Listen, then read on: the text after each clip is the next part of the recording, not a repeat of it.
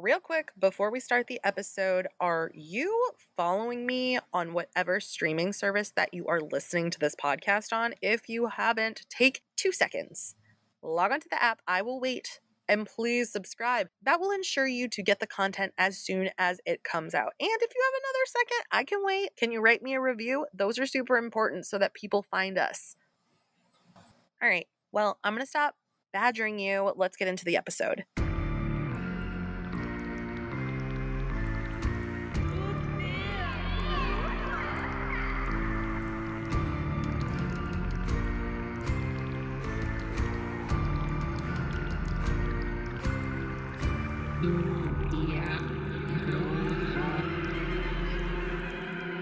Hey, you're listening to Tutia Bruja. I'm Bex Carlos, your host. Okay, so I love literature. I love books, and I feel like it was a way that writing really helped me connect to the rest of the world in any type of writing, because I feel like TV writing gets a really bad flack, but I feel like it, to me, is more impressive at times to write something and then put it on a television screen where it's being acted out. But I digress. Writing is super important to me. One magazine that I feel like was my Bible growing up was Rolling Stone. Rolling Stone, was the epicenter for any type of musician, music, band, any type of person in the music creator kind of space, would be featured in there, discussed, whatever. And I think that as much as I do love Rolling Stone, it is quite obvious that, and since it's been created, I think it's been 50 something years. For the most part that the magazine has existed, it's been through the perspective of mostly, white reviewers, white male reviewers. And I get it. They make up a lot of the rock music scene.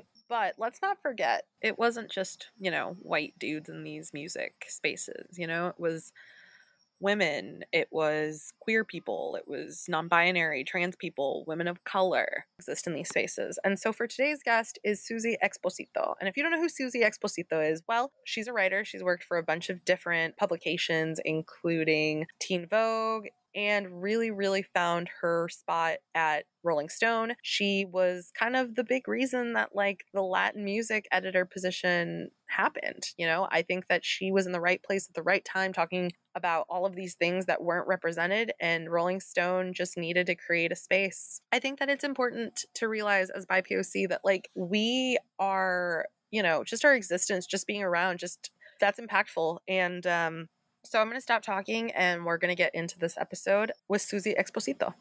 Thank you so much for being on the show. Thank you for having me, Bex. Well, you're kind of a big deal. So thank you for taking the time to talk to me. You are the Rolling Stone Latin music editor. Can you tell me a little bit about how you got there and kind of what led you to this position? I went to the New School. I studied journalism and gender studies, and I started freelancing when I was in college. I started writing for Feministing. I did a couple stories in the now defunct Feministing campus blog for student writers, and I also wrote a lot for this anti-rape organization called Safer. And from there, I started freelancing at Bitch Magazine. I started freelancing at Rookie Mag. I was mostly an illustrator there, and I did a serial comic about a band of teen girls who were all young women of color, and it was called The Best Song Ever. So I did this comic series for 2 years, and in those 2 years, I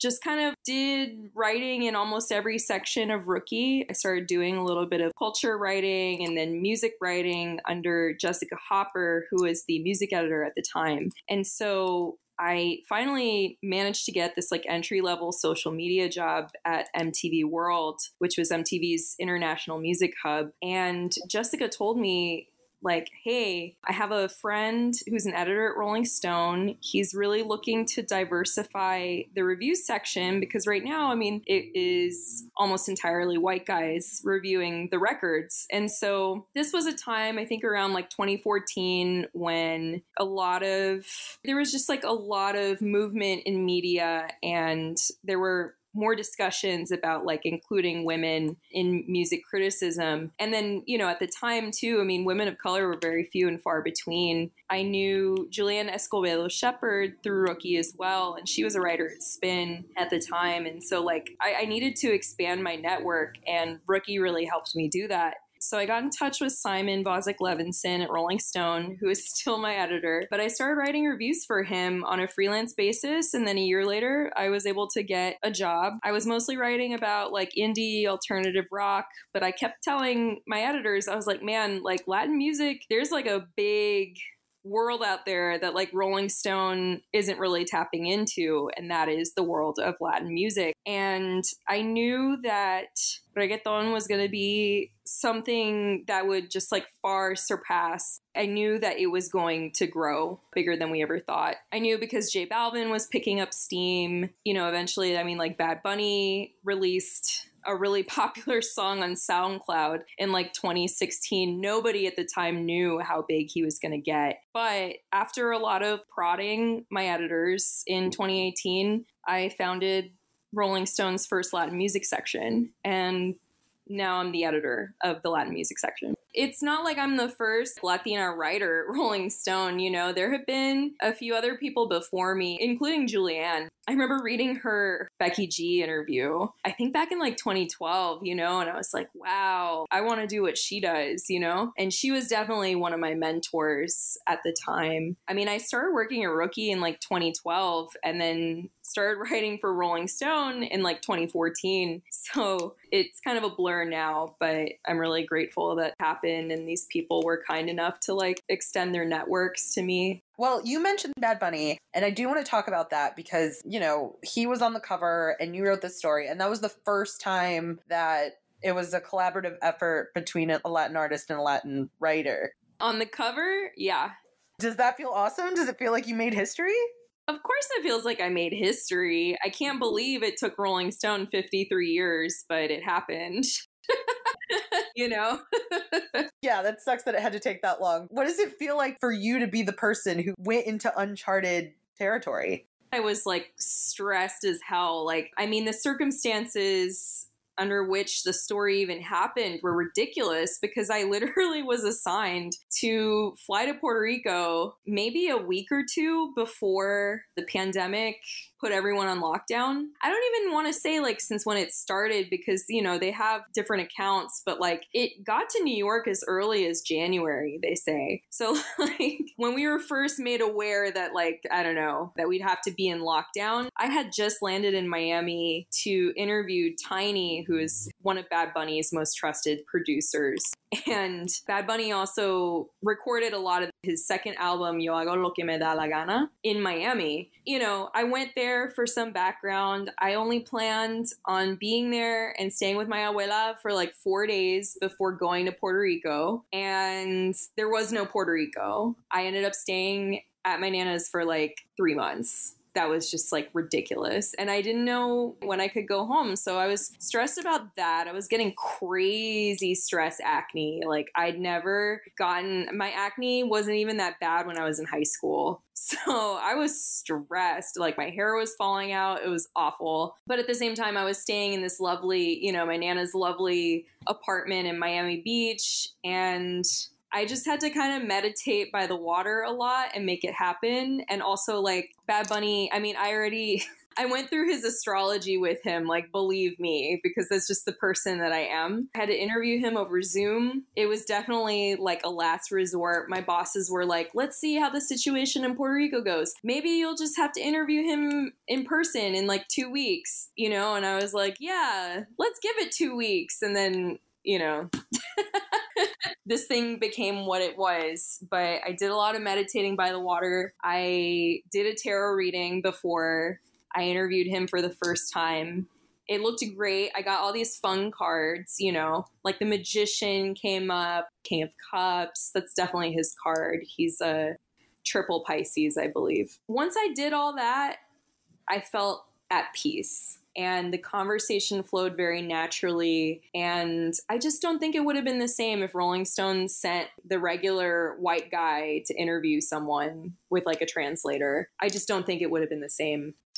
Quick pause from the episode. Okay, so I know that there are so many different witchy people that you can follow on Instagram. You know what I mean? And I really personally love Instagram for keeping up with other witchy folk. It's like it's my way of like just finding everyone in one spot. You know what I mean? So anyway, if you're not already following Melissa at Temperance Home and Bar, please do. Melissa has a one-stop shop for all different types of stuff. She does witchy cocktails. She makes sigils. She made me a personalized Medusa-inspired mirror for when I was just feeling like everything was against me. She's amazing. And I think that it's important to support witchy folk out here living their best lives. So please, her information is in the show notes. Be sure and follow her. It's Melissa at Temperance Home and Bar. Let's get back into the episode. Should be obvious that like, you know, in different places there's going to be different regional slang. I mean at this point I think I have a lot of Puerto Rican slang like down pat.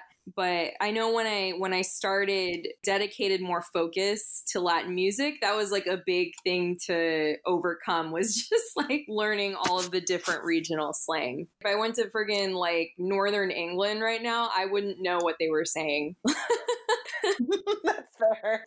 One thing I did want to bring up, because you had mentioned tarot readings, and do you consider yourself a witch? Yeah, I've always been a witch. I think it's like it's several things, right? But yes, I'm a witch. It's weird when you finally embrace the term, because there's finally like a word for all of the weird or just, you know, things that were out of the ordinary that like never made sense. And you're like, that's what it is. Yeah, I will say I'm not someone who's dedicated to like any one practice. I consider myself a student of many different practices, but generally, yeah, I'm a witch. Why not? Do you have any like paranormal experiences, or, you know, do you have the ability to sense things that are beyond just the physical realm? Yes, I have not really like owned that sensitivity though, you know?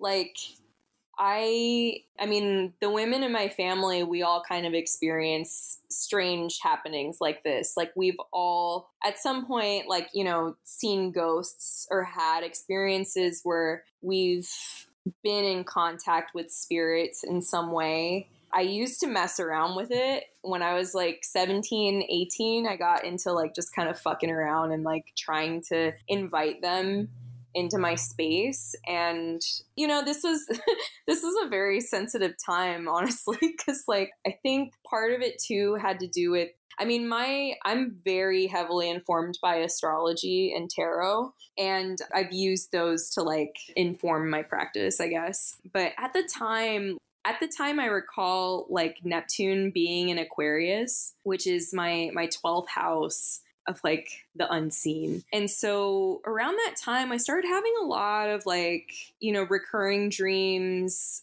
I was trying to contact spirits.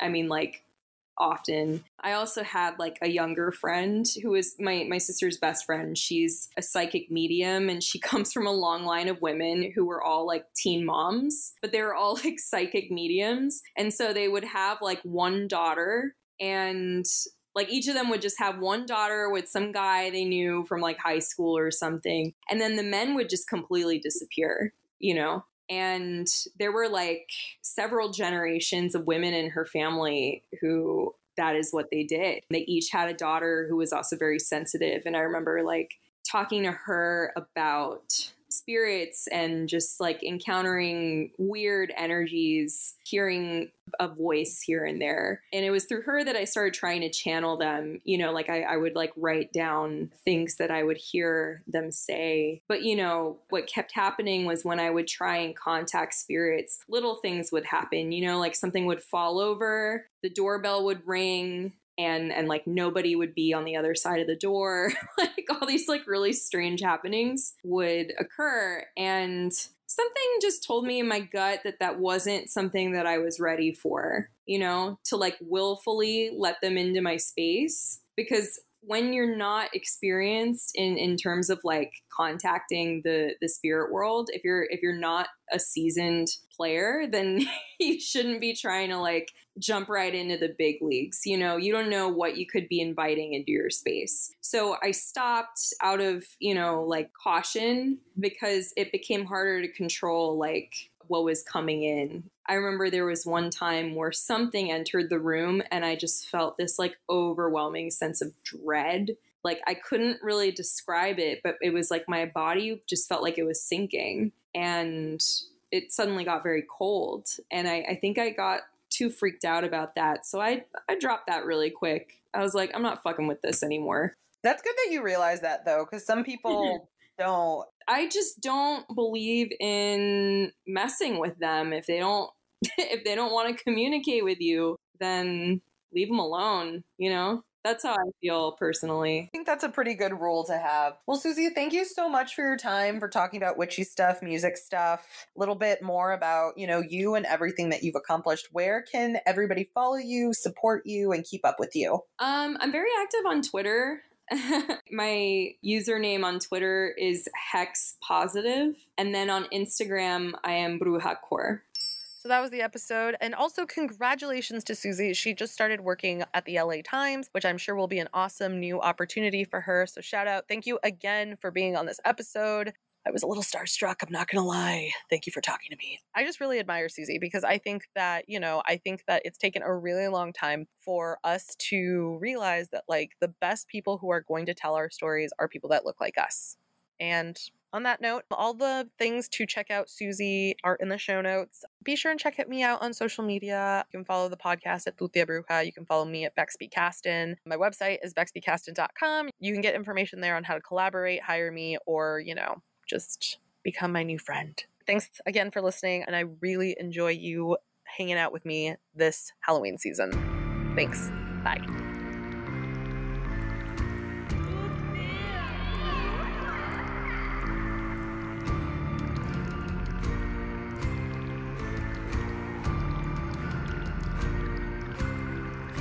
Mm-hmm.